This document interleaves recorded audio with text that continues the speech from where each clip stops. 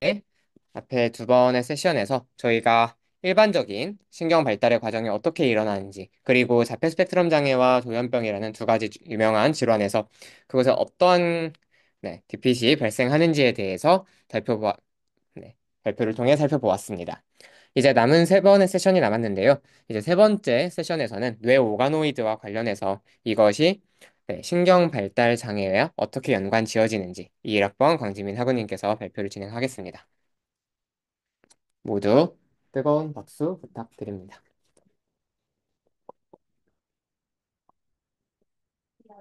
문제입니다. 저는 이제 뇌 오가피드라는 걸 주제로 해서 발표를 할 건데요. 사실 여기에는 이제 신경 발달 장애 포커싱 하겠다 이렇게 해서 힌트도 그렇게 소개를 해주고 제가 주제를 낼 때까지는 그 CD에 대한 내용을 소개해드리면서 참고해 주시고 일단 오감물들 위주로 말씀을 드려보겠습니다. 일단은 다들 이 브레인 오감물들 이게 자체가 뭔지에 대해서부터 좀 얘기를 하고 들어갈게요. 들어보신 적 있는 분들 있겠죠? 네. 일단 요가노이드라는 것부터 이제 뭔지를 얘기를 해볼게요. 그 2012년에 일본의 야마나카 시냐라는 분인데요. 이분이 뭐를 했냐면 이런 그 사람의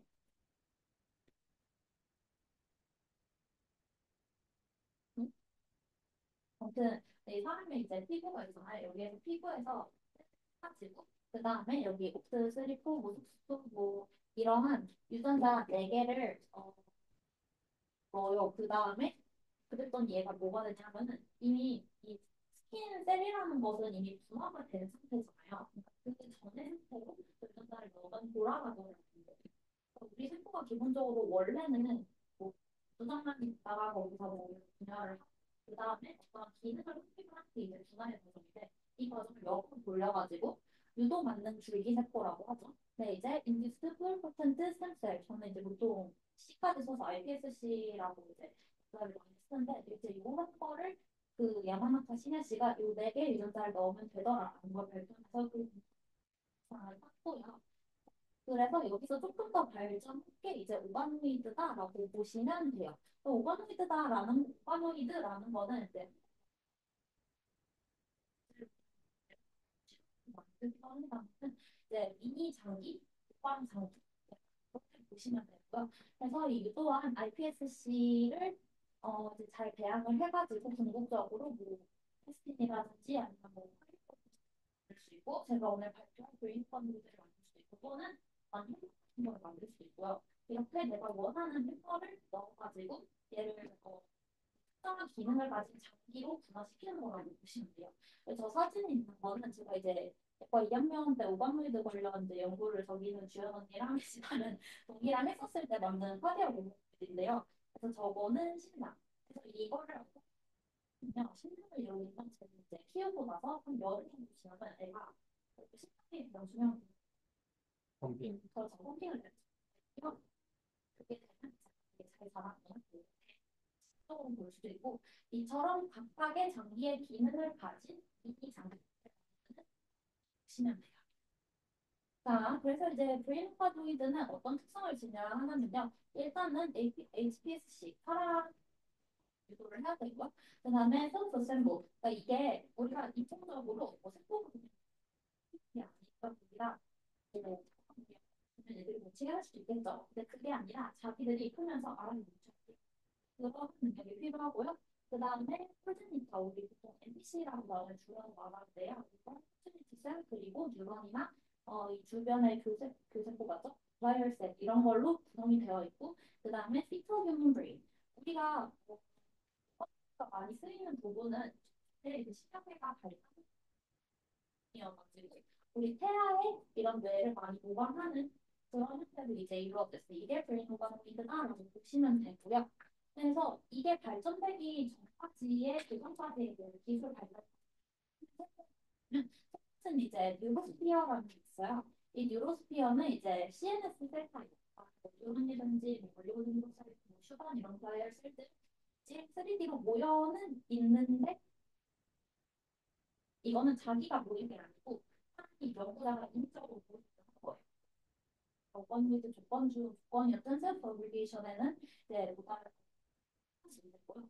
월십이라고 해서 저희가 세포가 모이는 것은 이 세포의 이제 인터랙션 하면서 결정을 하고 싶어서 그거를 보려고 이제 인위적으로 만든 건데 이 둘 다 예를 들어 브레인오가미드까지는 도달을 하지 못했고 그리고 얘 같은 경우는 인비버 단계까지는 가고 이제 인비버 단계 정도로 보시면 되고요. 자, 그래서 이제 이 다음으로는 이렇게 얘기하는 네오가노이드를 우리가 볼 수 있을 것인가 이 부분에 대해서 얘기를 해볼게요. 계속 저 옆에 있는 게 처음은 크게 두 가지가 있어요. 첫 번째는 언가이디드가 있고요. 두 번째는 가이디드. 세 번째로는 이 가이디드를 조금 더 발전시켜서 퓨전을 시키는 이렇게 그거에 대해서 얘기를 해볼게요. 셀프 브린 오가노이드는 셀프 오가노이드라고 하는데요. 이거를 ECM, 뭐라 지 ECM에다 넣고요. 그다음에 스피닝 바이오액터라고 해서 이게 세포를 시키는 배지 같은 게 이 기계가 계속 돌아요. 어, 배양을 시키는데 이거 같은 경우에는 중간중간에 약간 그런 거를 생각하지 않아요. 그렇기 때문에 굉장히 셀이 되게 다양하게 나거든요. 그 다음에 만들 수 있는 조직도 되게 다양해요. 그러니까 이게 개념을 좀 다르게 생각을 하셔야 되는 게 우리가 뇌의 무관노이드라고 하면 뒤에 나오는 이제 가이디드랑의 가장 큰 차이는 특정 부위만 만들거나 아니면 뇌의 전체. 근데 이게 우리가 뭐 조절을 할 수는 없기 이 언가이디드 브리 구성을 만들면 뭐 이만한 이렇게 기체가 있는데 이 정도 부분에는 프로그램을 만들고 뭐 어디서는 뭐 플라이어스를 보여 약간 이렇게 좀 규칙적으로 많은 지기 이제 하는 기체 안에 하는 거 그래서 심지어는 뭐 원래 그리는 아니긴 합니다만 어떤 연구에서 메소던까지 나왔다 뭐 이런 것도 있었고요. 그러니까 지 맘대로 이것저것 뇌 이곳저곳의 특성을 가진 그러한 어떤 가치가 만들어진다라고 보시면 돼요. 그래서 장점은 굉장히 많은 게 만들어지고 셀도 굉장히 다양하니 그래서 이게 장점이자 단점인 게 우리가 예측이 좀 어렵고요. 그래서 네, 이런 특성이 있겠죠. 그래서 이게 좋은 거는 우리의 뇌 역시도 굉장히 다양한 조직, 다양한 그래서 인터랙션을 하는 게 장기이기 때문에 어떤 식으로 인터랙션을 하는지 그리고 어떻게 성장하는지 이거를 하지만 성격이 어렵겠죠. 내가 이 입장에서는. 두 번째로 가이드는 어, 보시면 돼요. 얘는 예를 들어 내가 어떤 홀브레인 조직을 만들고 싶어. 그걸 볼수 있게끔 그 패턴만 잡는 거예요. 이 패턴가 뭔지는 다 수많은 이제 월드와이드 오가노이드 연구자들이 열심히 노가다를 해가지고 이걸 하면 이게 되더라를 그냥 이제 비납적으로 다 밝혀놓은 그런 상황이고요. 네. 그래서 딱 특정한 미준만 이제 만들어 보면 되고 그래서 셀 타입도 그리고 조금 는 장점이 있고요. 단점은 익스터널 팩터를 되게 많이 써요. 뭘 많이 주기 때문에 이 사람은 머리를 좀 어렵게 하는 거 있으니까. 그래서 이 가이드를 써서 그 다음에는 뭘 많이 쓰냐면요. 퓨즈드 오가노이드라는 거를 중에 이건 어셈블로이드라고도 하는데요. 가이드를 두 개나 세 개를 붙이는 그래서 이게 예시로 예를 들어 뭐 돌서 폴브레인 오가노이드랑 벤트럴 폴브레인 오가노이드를 각각 따로 만들어서 얘를 붙여요. 그러면 인터뷰랑 같은 경우에는 이 세포가 벤트럴에서 만들어서 이쪽으로 마이그레이션을 하거든요. 그래서 이런 거를 내가 볼 수 있는 내가 딱 보고 싶은 그 세포의 주행이라는 거 딱그 인터랙션만 따로 떼서 볼 수 있게 이런 식으로도 많이 하고요. 그 다음에 다른 연구인데 콜텍스랑 그 다음에 특히 모터 콜텍스 이거를 두 개를 해가지고 스파이널 연구를 한 것도 있긴 있었고요. 그래서 뭐 이거로 되게 많은 연구가 되고 있다. 그러니까 기본적인 소개해드렸고요. 그다음에 제일 중요한 거 우리가 사실 뭐 브레인이라고 하지만 그중에서 제일 핵심은 아무래도 뇌의 피질이니까 이 모델에 대해서 조금 얘기를 해볼게요. 어, 그런 과정 앞에서 너무 많이 했으니까 그냥 할 거야. 실질적으로 우리가 현재까지 만들어진 현재 발전된 이 프로젝트 모델이랑 실제 우리 프로젝트 사이에 어떠한 차이가 있는지 이 부분에 대해서 좀 얘기를 해보겠습니다. 오픈이라는 거냐? 이게 장기, 생산 덩어리가 있다고 생각하시면 돼요. 우리가 장기가 살을 쓰려면 뭐가 필요하지? 당신 너무 정답을 알아요.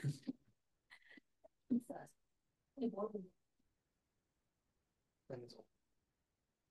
한번 내가 보면 그때 얘는 이건 진짜 장기만 있는 거예요. 처음에도 말했듯이 혈관 무관으로 되는 거예요. 얘는 진짜 장기만 있어서 자기 혼자 있으면 한국도 공부 그래서 이제 저는 밥을 준다고 표현하는데 그이 세포를 둘러싼 그 미디아를 맨날 그 미디아에다가 묶여가지고 뭐 식으로 그래서 이 문제가 뭐냐면요 혼자서 밥을 못 먹어요. 그 문제는 그 말은 일정 수준 이상으로 퍼질 수가 없어요. 왜냐 평균적으로만 이제 받으니까 가운데가 썩어 수밖에 없어요. 이게 한정이 되고요. 가운데 이제 크리티컬 코어가 생깁니다. 이게 가장 큰 문제점이에요. 자기 혼자 사는 그리고 그 다음에 레이어 스페시픽한 그 모폴로지가 안 나와요. 아까도 얘기했지만 어덜트 콜텍스의 가장 큰 특징은 레이어가 층이 있어야 돼요. 그리고 각각에서 유형의 모양이 다르고 뭐 프로젝션이 다르고 이러한 특징들이 굉장히 평면적에 나오는데 그게 안 돼요. 이제 그거한 문제점이 현재예요. 그래서 이 부분들이 발전한 과정, 발전을 많이 해야 된다는 부분이 있고 그 다음에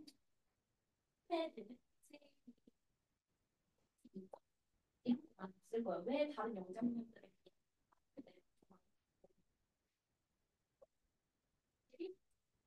이게 넓다는 얘기 이렇게 책에서 많이 읽으셨을 거예요. 그것은 다 뭘로 뭐 때문에 가능했냐면 우리 콘텍스가 홀딩이 되어 있는 거예요. 이 대회가 그렇게 많은 정보를 저장할 수 있는 건데 이거 자체가요. 이 우리가 현재 발전한 정보의 그 브이로가노이드는 그 홀딩이 이게 아주 이 말한 문제들 중에서 가장 큰 숙제인데 이제 지금까지 연구자들도 연구를 좀 했어요. 첫 번째로는 아예 엎어지는 층을 한번 만들어 봤거든요. 이 보이시는 이런 부분에 층을 만들어 봤는데 아예 그 뉴로 에피셀리움인데 이거를 발전시키려고 이 뉴로 에피셀리움을 두껍게 하고 알려준 모든 샘플을 막 들이고 봤는데 잘 안 됐어요. 그 다음에 두 번째로는 뭐를 해봤냐면 이 콘텍스 꼴링이 어떤 식으로 되는지 생각적으로 그 원인에 대해서 연구를 해봤어요. 그래서 우리가 지금까지 알려진 원인 중에 하나는 그 메카니컬 스피시스가 있어요. 셀 어디션에 의해서 셀들이 많이 끌어당기려는 성질이 있으니까 얘네들이 이렇게 접힌다는 이제 그런 아이디어가 있었거든요. 그래서 그 어디션을 끌어올리려고 팩터를 또 집어넣었는데 걔도 안 됐어요. 그 얘기가 지금 여기까지 했고요. 그래서 지금까지 다 실패하고 있고요. 발전이 필요한 부분이다. 그리고 또 일각에서는 아까 전에 이게 소파의 문제로 인해서 가치가 더 원수는 좀 한계가 있거든요. 그렇기 때문에 이 휴먼의 네오콜텍스를 모방하기에는 우리가 가치 기술을 만들 수 있는 뇌 모방 가치가 그렇게 크지는 않는 것 같아요. 그렇게 아니야. 이런 의견들도 이제 현재까지는 있습니다. 네. 그 다음에 어떤 방식으로 그럼에도 불구하고 얘 제약이 많은데 어디에 써먹을 수 있는 거고요. 우리 이거 있으니까에 대해서 얘기를 해볼게요. 네, 크게 아마 도움이 될 수 있을 것 같아요. 네, 오늘 얘기할 부분은 컴퓨터 브레인 마키네이션 이런 거에 대해서 좀 적응이 될 수 있을 것 같고요. 다음에 메이저 사이카이트릭 디소더 그러니까 예를 들어 뭐 스키조나 ASD 같은 내가 솔직한 과정에서 이상이 생긴다면 그런 가설을 쓸 수 있는데 그런 쪽에서도 충분히 적용이 가능하고요. 반면에 디세너리티브 디시즈, AD 같은 거 있죠. 알츠하이머병 같은 경우는 이게 저반용이드 자체는 말했듯이 뇌가 처음 발생하는 이쪽 뇌에 가깝기 때문에 얘를 인위적으로 늙게 하는 거는 아직까지 있는 인비트로 단계까지는 왔다고 알고 있거든요. 근데 이 부분도 어쨌든 연구가 되고 있고요. 그다음에 컴퓨터 스크린 여기가 저는 되게 좀 중요하게 보고 있는 건데 이게 잘만 그 시너라이즈 슈어 직원이 될 수 있다 생각을 해요. 예를 들어 ASD 환자를 치료를 하는데 이 환자한테 이 약이 드는지 확인하고 싶은데 조금 위험이 있다 생각을 해볼게요.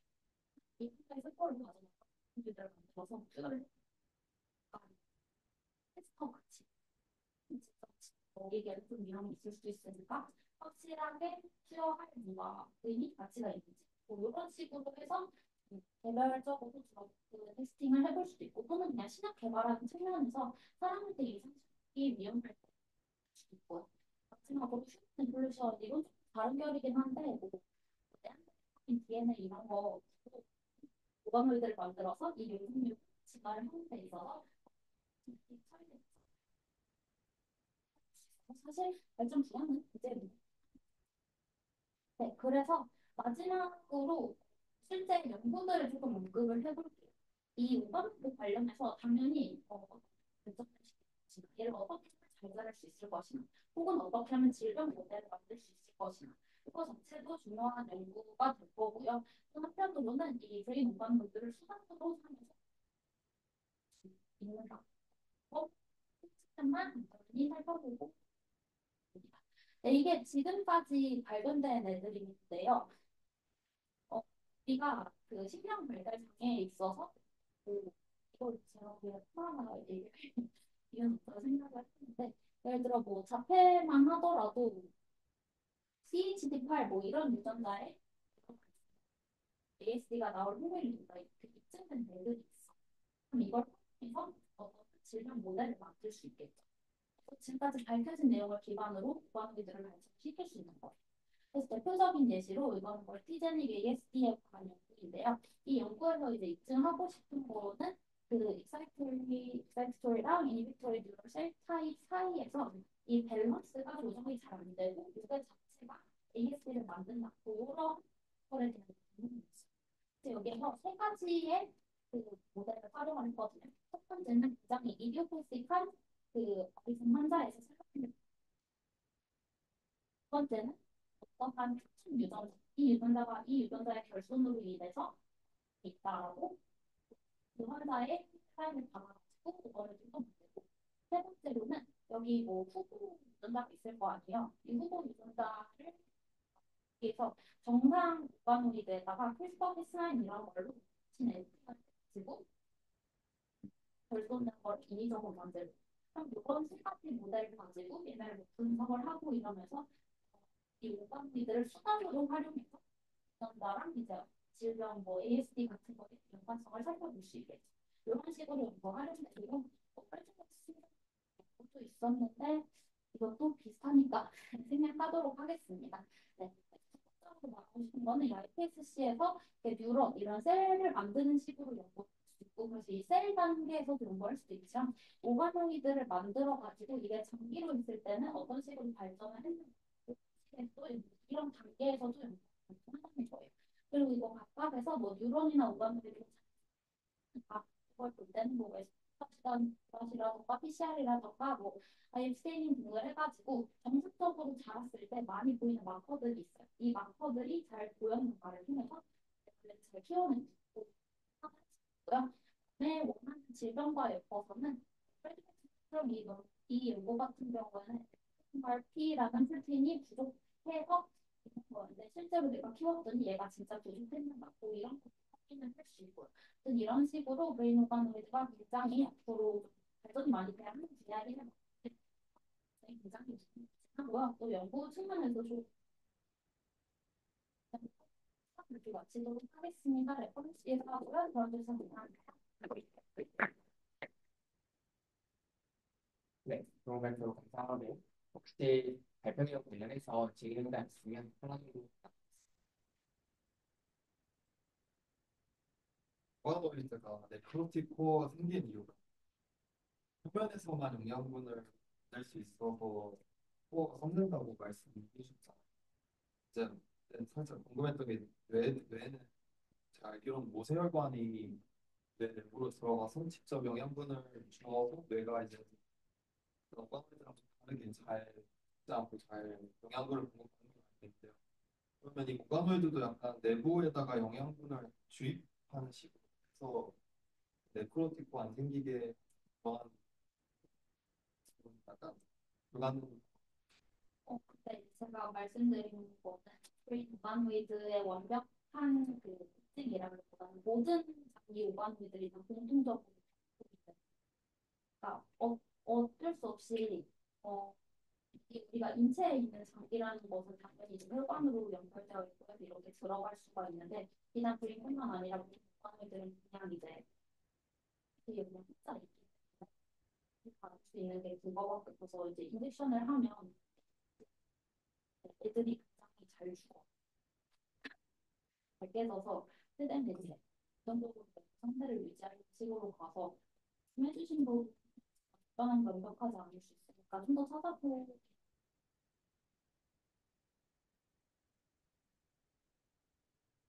추가적인 질문 있으세요?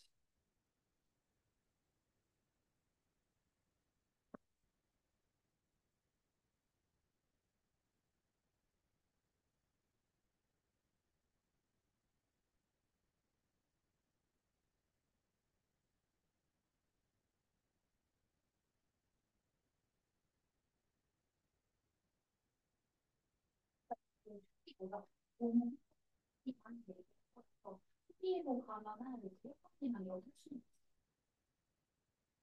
사람이 그 올해 있었던 교회 뭐 지금 이번에 하시고 있으니까 이거를 비슷하게 거기서 이제 그때 그 소리를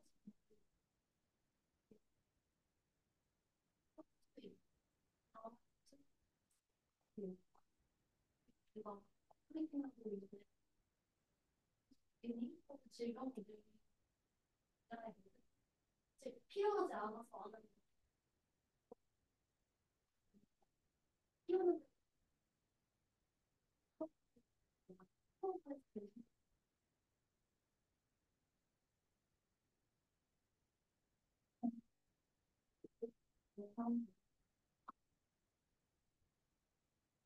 내가 말씀드린 거 굉장히 매니아층이 두터운 주제이기도 하고 또 관련해서 임상적 활용 가능성도 넓어서 네, 굉장히 관심 있는 분들이 많을 거라고 생각이 듭니다. 혹시 추가적인 질문 있으신 경우에는 이제 재민 누나한테 따로 문의해 주시면 좋을 것 같고요. 자, 이어서 바로 네 번째 세션으로 넘어가 보겠습니다. 네, 이 정동윤 학우님께서 시냅스 가소성, 성인 뇌 발달과 성장을 중심으로 라는 주제로 이제 발표를 진행을 해 주시겠습니다. 모두 박수 부탁드립니다.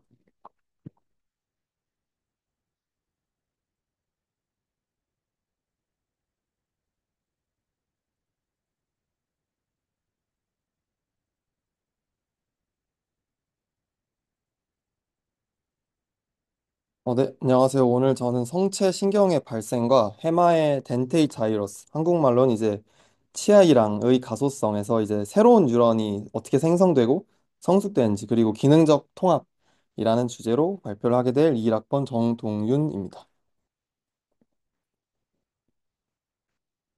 일단은 이제 과거의 잘못된 통념부터 하나씩 말씀드리자면 과거에는 성인 뇌에서는 새로운 뉴런이 생성되지 않는다고 여겨졌습니다.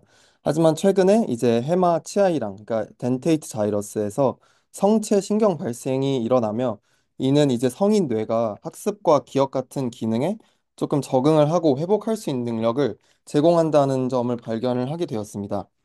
그래서 이제 하나씩 사진을 보여드리자면 이게 이제 뇌의 단면인데요. 여기 보시면 히포캠퍼스, 여기가 이제 해마에 해당한 부분이고, 뭐 시상부 이런 것들도 있고요. 여기서 이제 이건 이제 본과 1학년 올라가시면 자주 보게 될 교재에서 제가 따온 사진인데 여기 보시면 덴테이트 자이러스 이게 이제 오늘 발표의 주된 내용입니다. 해마의 한 부분이고 여기서 성체 신경이 발생된다라고 이해를 해주시면 되겠습니다. 그래서 오늘 발표에서는 주로 두 가지 내용을 다룰 건데요. 하나는 성체신경 발생의 단계와 조절 메커니즘. 그리고 두 번째로는 이 뉴런이 어떻게 성숙하는지랑 신경망에 통합되는 과정, 그리고 이 뉴런이 성숙되고 신경망이 통합될 때 다양한 뭐 운동이나 환경 자극에 효과가 어떤 것이 있는지 설명드리도록 하겠습니다. 저는 이렇게 크게 두 가지 리뷰 논문을 준비해 봤는데요. 약간 한 가지만 해서 충분했을 것 같은데 조금 욕심부리느라 발표 내용이 조금 복잡할 수도 있습니다만 최대한 간결하게 말씀드려 보도록 하겠습니다. 일단 제일 먼저 중요한 건 이 사진을 보시면 이게 해마의 회로를 나타낸 건데요. 해마의 약간 단면도를 나타냈다고 보시면 됩니다. 여기 이제 밑에 보시면 덴테이트 자이러스라고 적혀 있는 이 부분이 이제 성체 신경이 발생하는 부분이고 이제 이 옆에 이렇게 쭉 콜뉴 아모니스 줄여서 이제 CA1이랑 CA3가 이렇게 이제 덴테이트 자이러스랑 이렇게 맞물려 있는 구조가 이제 해마의 구조입니다. 그다음에 여기 보시면 주요 경로들도 나타나 있는 것을 볼 수 있습니다. 그래서 성체 신경 발생은 이 덴테이트 자이러스의 여러 층 중에서도 서브 그래뉼러 존에서 시작됩니다. 이곳에서 이제 여기 보시면 이게 좀 중요한 발전 과정인데요. 어덜트 뉴럴 스템셀, 그러니까 성체 신경 줄기세포에서 시작을 해서 이게 분화 과정을 거쳐서 전구 세포가 된 뒤 마지막에 이렇게 뉴런, 덴테이트 그래뉼셀로 변화된다는 점을 알고 계시면 될 것 같습니다. 하지만 이 과정, 이 일련의 과정을 조절하는 것은 그냥 단순한 자극이 아니라 좀 진짜 매우 복잡하고 여러 분자적 메커니즘에 의해 정교하게 조절됩니다. 그래서 이 부분을 조금 더 깊이 있게 같이 들여다보겠습니다. 여기 쭉 이 표를 보시면 이게 왼쪽에서 오른쪽으로 쭉 가면서 이제 그 성체 줄기세포가 이제 이렇게 뉴런으로 변화하는 과정을 볼 수 있는데요. 여기서 보시면 뭐 BMP, 뭐 노치 시그널링, 뭐 앞에서 들어보셨을 만한 뭐 소닉 헤즈혹 시그널링, 뭐 속스투 이렇게 엄청 다양한 시그널들에 의해서 진행되는데요. 저는 주로 좀 중요한 여기 보이시는 것처럼 노치 그리고 윈트 시그널링 두 개를 조금 중점적으로 설명을 해드리도록 하겠습니다. 일단 여기 보시면 노치 시그널이 있는데요. 여기 이 퀴센스는 세포가 이제 비활성 상태를 유지하며 필요에 따라서는 활성화 상태로 전환될 수 있는 어느 약간 일련의 보호 메커니즘을 말합니다. 그러면 이제 유추할 수 있다시피 노치 시그널은 성체 신경줄기 세포에 약간 이 분화가 아닌 자가 재생을 조금 유지하는 핵심적인 역할이라고 이해를 하시면 되는데요. 예를 들어서 이 줄기세포의 신호가 활성화되면 줄기세포가 과도한 이 오른쪽으로 가는 과도한 분화를 조금 억제하고 줄기세포 풀 자체를 보존하는 시그널이라고 이해를 해주시면 됩니다. 그래서 이 노치 시그널이 왜 중요하냐면 만약에 이 노치 신호가 결핍이 되면 줄기세포가 이제 자가재생 대신 오른쪽으로 가는 과도하게 분화를 하거나 과도하게 분화를 해서 이 줄기세포 자체의 풀의 크기가 줄어들게 될 겁니다. 그래서 이는 신경 발생의 과정의 균형을 깨트릴 수 있고요. 두 번째로 여기 보이시면 이제 캐노니컬 윈트, 뭐 윈트 이렇게 얘는 조금 딱 보시면 조금 더 분화에 초점을 맞춘 시그널이라는 걸 이해할 수 있는데요. 특히 이 윈트 중에서도 캐노니컬 윈트가 조금 중요합니다. 이게 논문을 보시면 캐노니컬 윈트, 뭐 넌 캐노니컬 윈트 이렇게 좀 다양한 윈트가 나오는데 이 캐노니컬 윈트가 이제 베타카테닌을 통해 뉴런 생성 관련 유전자를 활성화합니다. 그래서 당연히 중요한 이유는 이 윈트 신호가 감소하면 신경 발생 자체가 억제되고 새로운 뉴런이 이게 오른쪽으로 분화해야지 뉴런이 생기는데 윈트 신호가 없으면 이 오른쪽 자체로 갈 수가 없어서 새로운 뉴런의 발생이 줄어들 겁니다. 이처럼 뭐 노치, 뭐 윈트 여기 보시면 뭐 BMP와 같은 신호 경로 자체가 이게 좀 복잡하게 서로 정교하게 작용을 하면서 이런 메커니즘이 잘 조화될 때 성체 신경 발생이 이제 성인 뇌에서의 학습과 기억 같은 뇌의 고차원적 기능에 기여할 수 있다는 점을 알 수 있습니다. 이제 제가 방금 말씀드린 노치랑 윈트 말고도 여기 보시면 정말 다양한데요. 뭐 해치오그 시그널링, 성장 인자, 사이토카인, 현재 어떠한 대사 상태에 있는지 뿐만 아니라 뭐 전사 인자랑 후성 유전학도 조절에 영향을 끼친다는 점이 중요하고요. 이제 이 성체 신경 발생을 제대로 이해하려면 이 가바랑 글루타메이트, 이제 글루탐산이라고 말씀을 드릴 건데 이 두 가지의 역할이 정말 중요합니다. 여러분도 알다시피 가바는 이제 원래 역제성 신경 전달 물질이잖아요. 근데 여기 뉴런의 발달 과정에서는 조금 독특하게 흥분성으로 작용을 합니다. 이게 성체 신경 발생 과정에서는 처음에 보시면 초기에는 가바는 흥분성으로 작용을 했다가 나중에 이제 3주 이후에 억제성으로 전환된다는 것을 알 수 있는데요.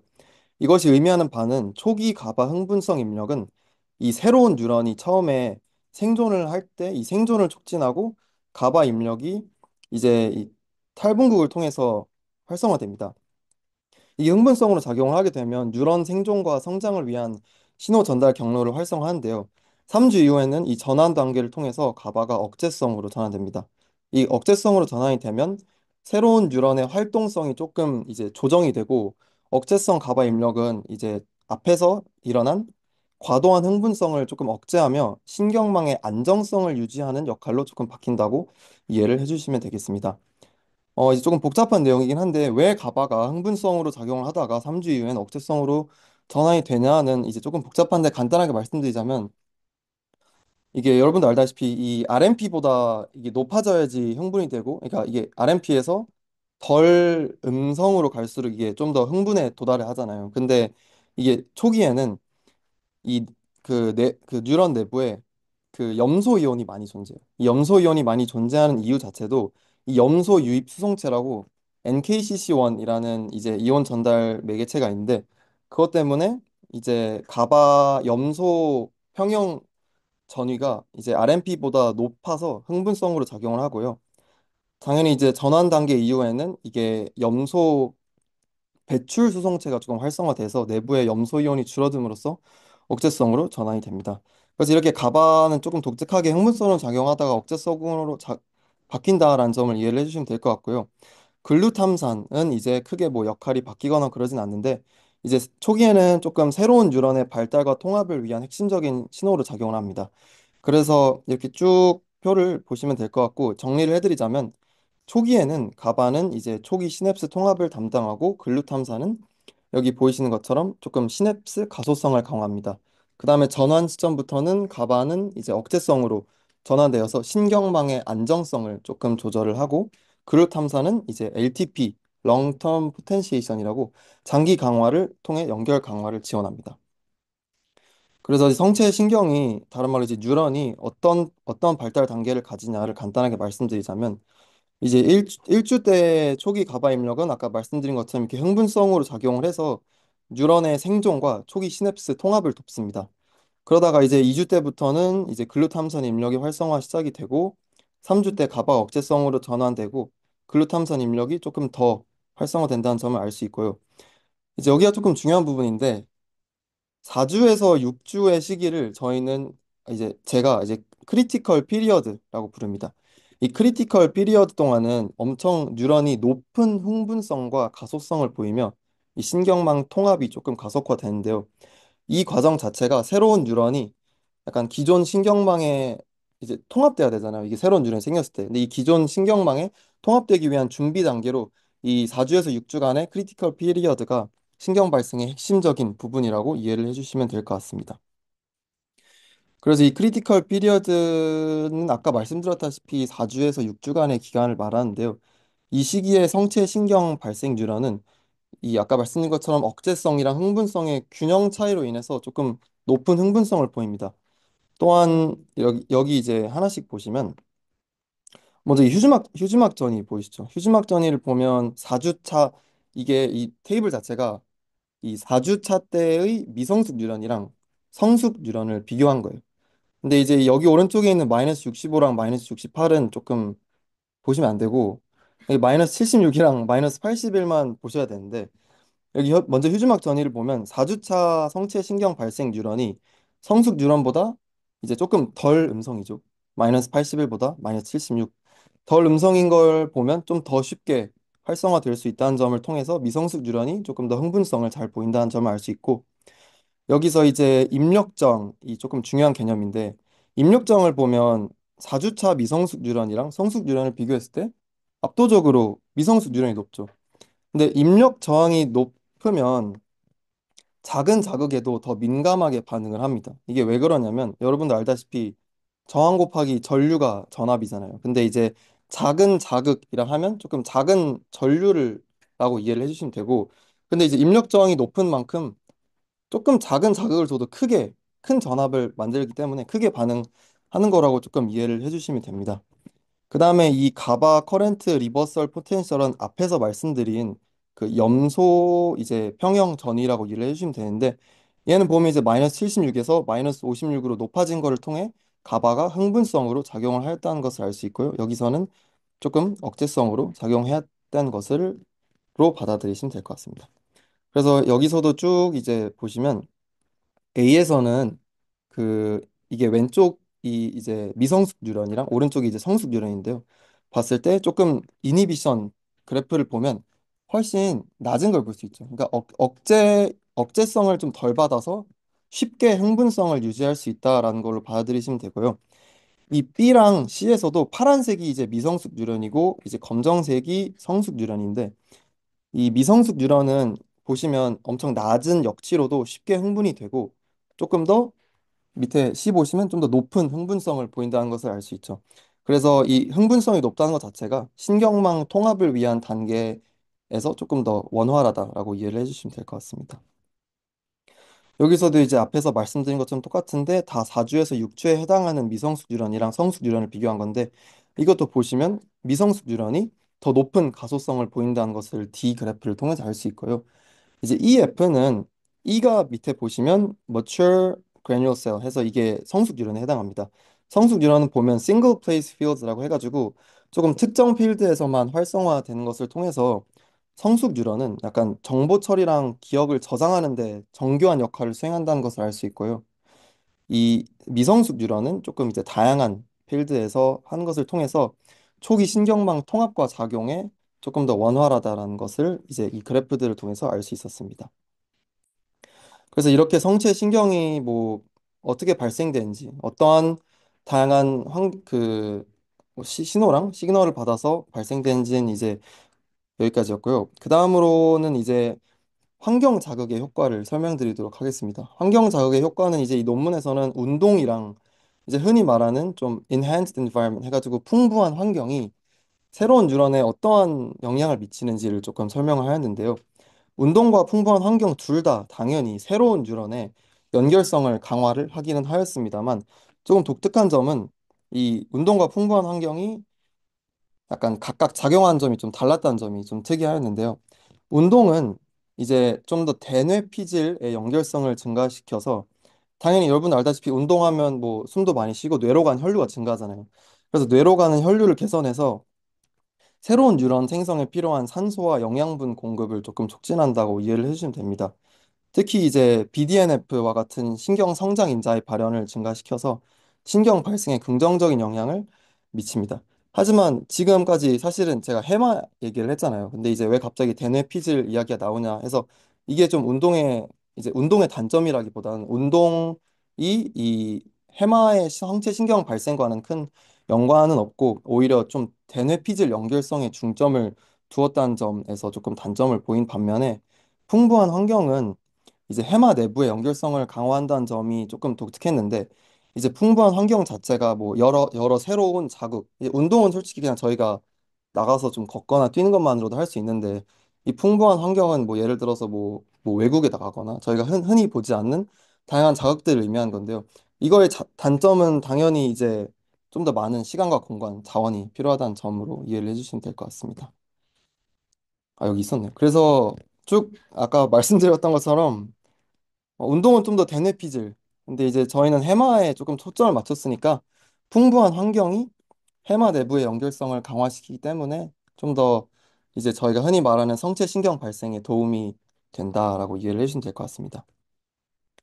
그래서 이제 마지막으로 이 성체 신경 발생을 통해서 어떻게 미래 연구를 할 수 있냐를 생각을 해봤을 때는 이렇게 크게 세 가지가 있을 것 같습니다. 신경재생의학, 기억력 강화, 그리고 정신건강. 그래서 신경재생의학은 성체 신경 발생 연구 자체가 이제 뭐 알츠하이머병, 파킨슨병과 같은 퇴행성 질환 치료에 중요한 단서를 제공할 수 있는데요. 그 이유 자체가 새로운 뉴런의 생성과 그 통합을 조절함으로써 뇌가 손상을 받은 것을 조금 회복을 촉진할 수 있다는 점이 이제 이 점을 조금 더 연구를 하면 좋을 것 같다는 이야기가 있었고요. 이제 기억력 강화도 아까 말씀드린 것처럼 4주에서 6주간의 크리티컬 피리어드 동안의 높은 가소성과 흥분성을 활용하면 이 기억력 강화도 도움을 줄 수 있고 정신 건강에도 도움을 줄 수 있다는 미래 연구를 더 하면 좋을 것 같다는 결론이 나왔습니다. 그래서 이런 것들을 통해서 어떻게 하면 저희 실천을 할 수 있을까 하면 당연히 뭐 운동 많이 하면 좋고요. 운동 많이 하고 조금 약간 좀 컴포트 존에서 나와서 좀 다양한 환경과 풍부한 자극을 받으시는 것을 추천드리겠습니다. 이상으로 발표를 마치겠습니다.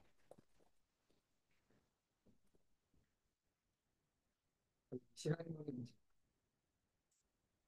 좀 약간 같이 그런데 한나는 이런 목표기 중이라 네. 그러니까 초점 맞추는 플라스틱 올라가가지고 실수가 그러면 크리티컬 피리오드가 체에서도 적용이 되는 네. 거고 그런 것처럼 됐습니다.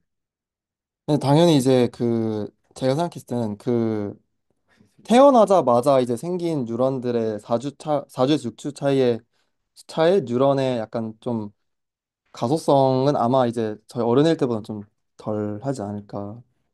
지금 여기서 말하는 체가 되고 나서도 이게 인생이 네. 되는 계속 생기고 이거를 이제 조금 가소성을 유지하면서 신경망의 통합을 잘 하게 하려면 이제 운동과 풍부한 환경. 이 결론이었습니다. 네. 이상으로 발표를 마치도록 하겠습니다.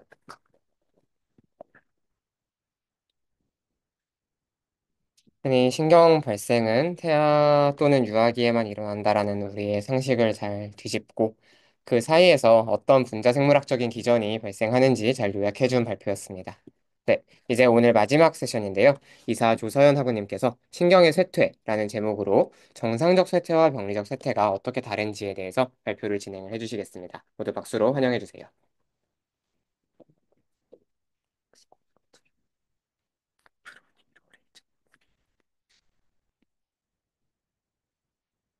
네, 안녕하세요. 저는 신경의 쇠퇴를 정상적 쇠퇴와 병리적 쇠퇴라는 두 가지 관점에서 발표할 이사학번 조사입니다. 목차는 다음과 같고요. 앞선 발제에서도 언급했듯이 신경의 생애는 크게 신경의 발생부터 신경의 분화와 연결, 그리고 신경의 성숙 및 기능 유지에 이르러 마지막 단계인 신경의 쇠퇴까지 크게 네 단계로 볼 수 있습니다. 저는 오늘 그중에서 신경의 생애의 마지막 단계에 해당하는 신경의 쇠퇴에 대해 발표하고자 하며 신경의 쇠퇴를 크게 신경의 정상적 쇠퇴, 즉 노화로 인한 쇠퇴와 신경의 병리적 쇠퇴, 뭐 알츠하이머나 파킨슨, 헌팅턴 무도병과 같은 질병으로 인한 병리적 쇠퇴로 나누어서 한번 발표를 해보고자 합니다. 일단 신경의 쇠퇴를 어떻게 정의해야 하는지부터 발표가 시작될 텐데요. 직관적으로 바라봤을 때는 뇌의 무게가 감소하는 것, 혹은 뉴런의 개수가 줄어드는 것, 아니면 시냅스 연결이 좀 줄어드는 것 모두 신경의 쇠퇴랑 연관이 되어 보입니다. 그래서 이것을 좀 정리해 보자면 일단 뉴런의 입장에서 바라볼 때는 세포의 자멸사에 해당하는 어포프토시스나 괴사에 해당하는 네크로시스 등으로 인해 뉴런의 수가 감소할 수 있습니다. 물론 어포프토시스는 계획된 세포 사멸이기 때문에 상대적으로 조직의 손상이 적고 네크로시스는 그거에 비해서 조직 손상이 굉장히 크긴 하지만 어쨌든 두 가지 이유로 인해서 뉴런의 수를 감소하는 것을 신경쇠퇴의 지표로 확인할 수 있습니다. 또한 뉴런의 수 자체가 줄어들진 않더라도 덴드라이트나 엑선이 축소되거나 시냅스가 감소되는 등 모두 신경쇠퇴의 지표가 될 수 있으며 뉴로트랜스미터, 즉 신경 전달 물질과 관련해서는 이의 분비가 감소하거나 이를 받아들인 수용체가 감소하거나 혹은 수용체 감도가 변화하게 되면 신경 전달 물질로 인한 신경의 쇠퇴를 볼 수 있습니다. 신경의 쇠퇴의 일환으로 신경 전달 물질의 변화도 볼 수 있습니다. 또한 프로틴 애그리게이션이라는 단백질 이제 응축 축적에 대한 내용인데요. 단백질 축적이 일어나게 된다면 신경 독성이 유발되거나 시냅스가 손상되고 미토콘드리아에 손상되는 등의 이상이 생깁니다. 그리고 이런 단백질 축적은 크게 세 가지 이유로 발생하게 되는데요. 첫 번째는 프로틴 오버듀스, 그러니까 가장 직관적인 이유인데 단백질 자체가 많이 생성이 된다면 잉여 단백질들이 당연히 축적이 될 가능성이 높아질 수 있겠죠.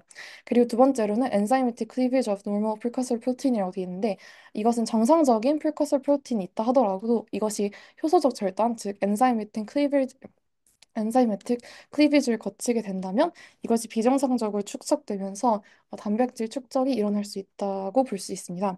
이에 대한 대표적인 예시로 APP와 알츠하이머 AD에 대한 관계를 들 수 있는데요.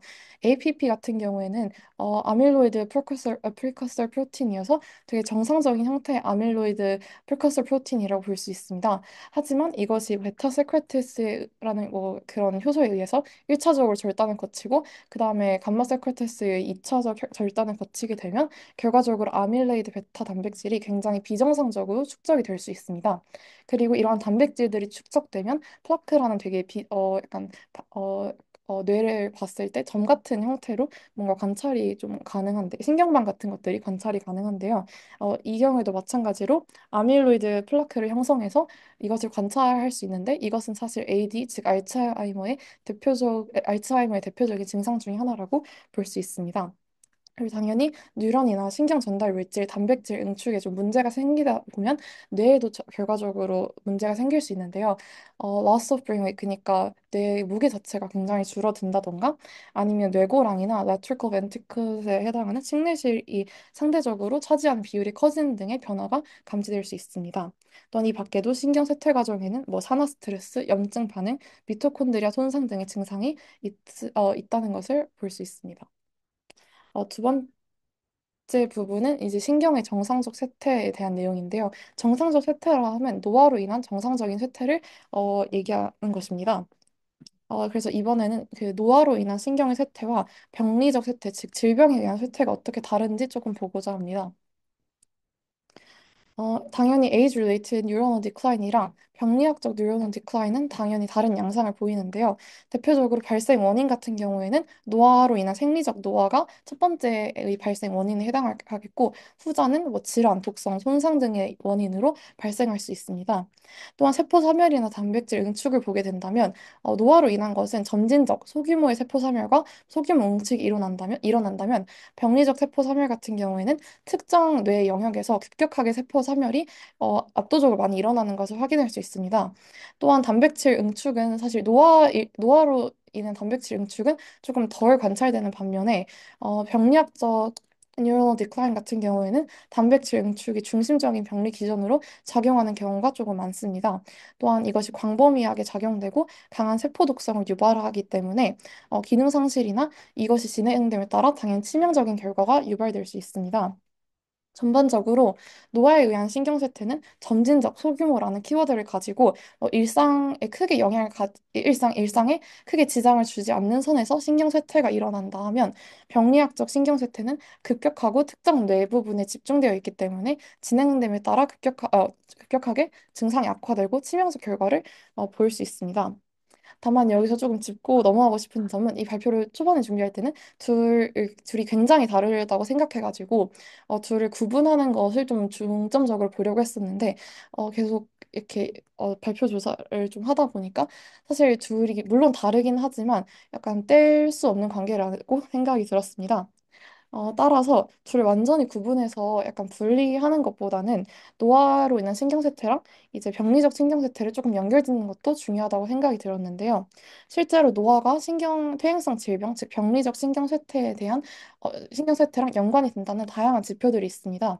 이제 대표적인 예시로 뭐 60대 이하, 60대, 70대, 80대 다양한 연령대별로 10만 명의 사람들을 조사한 결과 뭐 60대 이하는 3명, 뭐 60대 같은 경우에는 대충 120명 정도, 그리고 70대는 한 3천 명, 그다음에 80대 이상은 1만 명 정도의 사람들이 10만 명 중에서 그 정도 비율의 사람들이 실제로 AD, 알츠하이머에 걸렸다는 것을 확인할 수 있었습니다.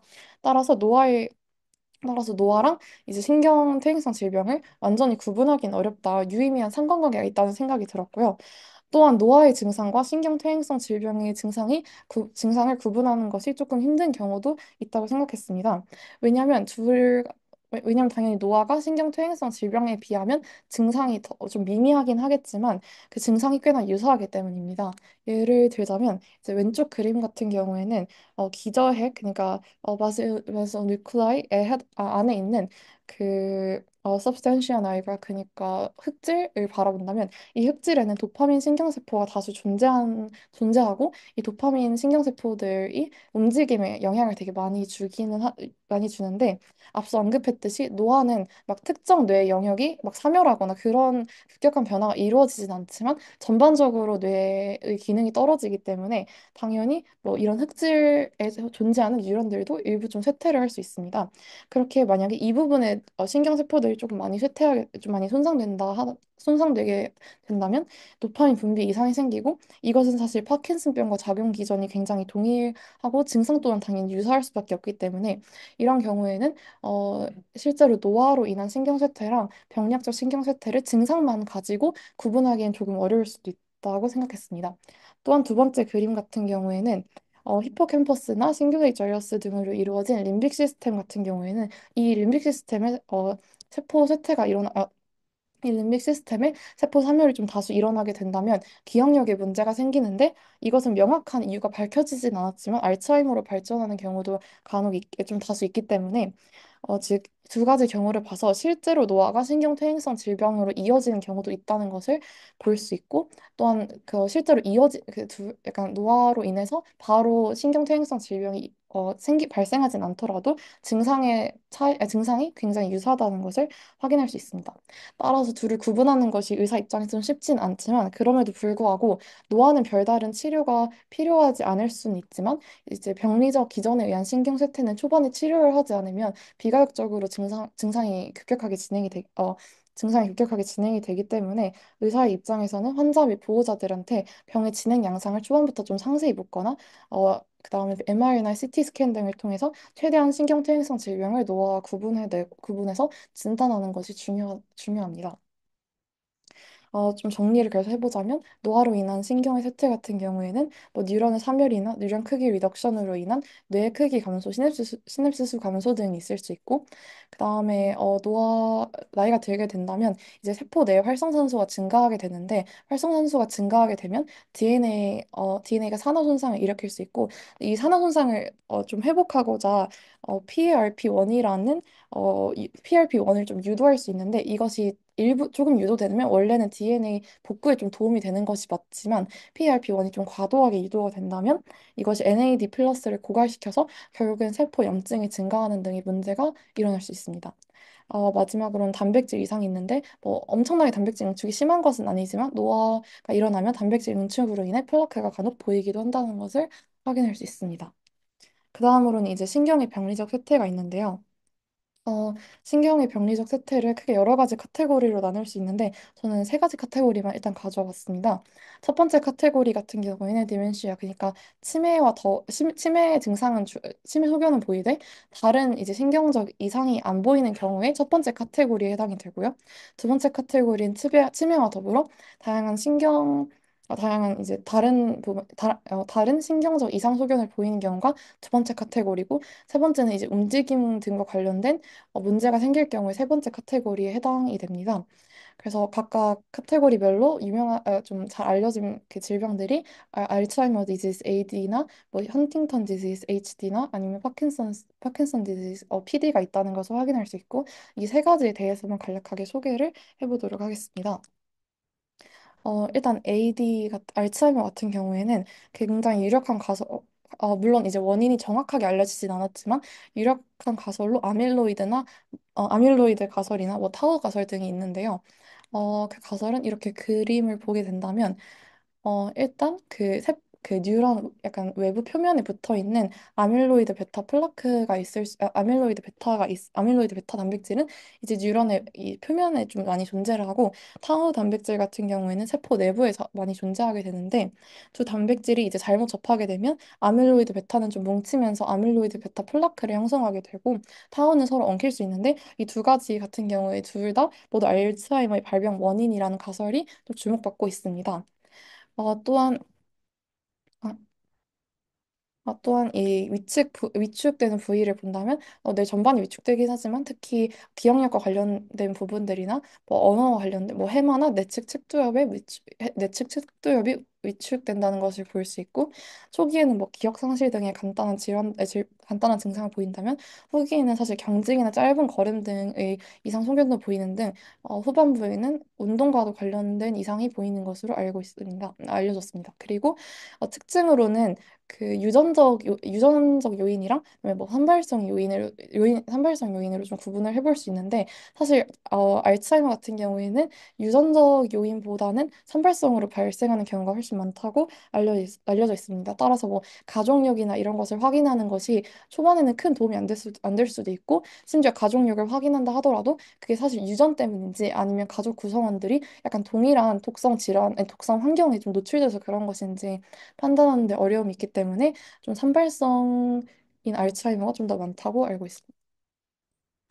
그리고 두 번째 그 병리적 쇠퇴에 대한 것은 바로 헌팅턴 무도병인데요.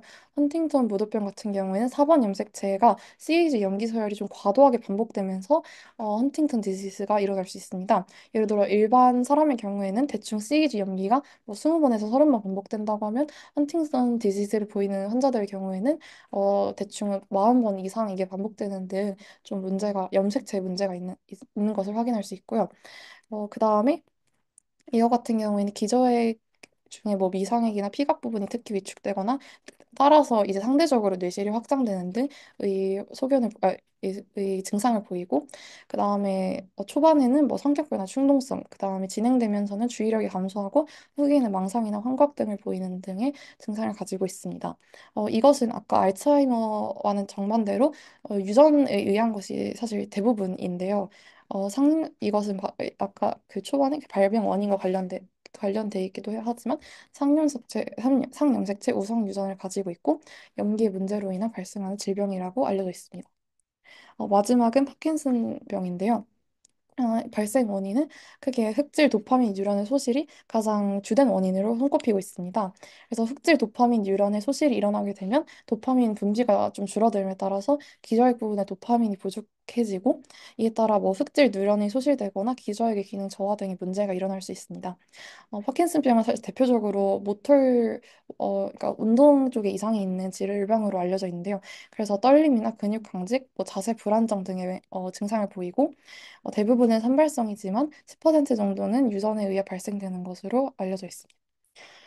따라서 이번 발표를 통해 정상적 쇠퇴랑 병리적 쇠퇴를 구분하는 것도 굉장히 중요하고, 둘을 구분하는 것만큼이나 둘이 어떤 관련성이 있는지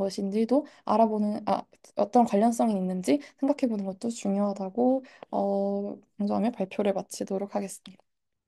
감사합니다.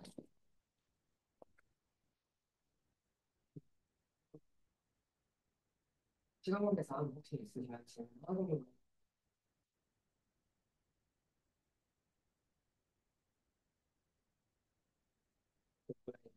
있나요? 네, 맞아요. 그래서 저는 여기서 마무리드리겠습니다. 그래서 사실 저도 이제 준비를 하면서 뭐 되게 정상적 세태와 병리적 세태를 이분법적으로 구분하는 그런 발표인가라고 생각을 했었는데, 또 그게 아니라 정상적 세태가 병리적 세태를 유발하는 그 리스크 팩터로 작용할 수 있다라는 인사이트도 되게 재밌었고요. 마지막에 또 메이저한 질환 3개랑 이어서 보여준 것도 좋았습니다.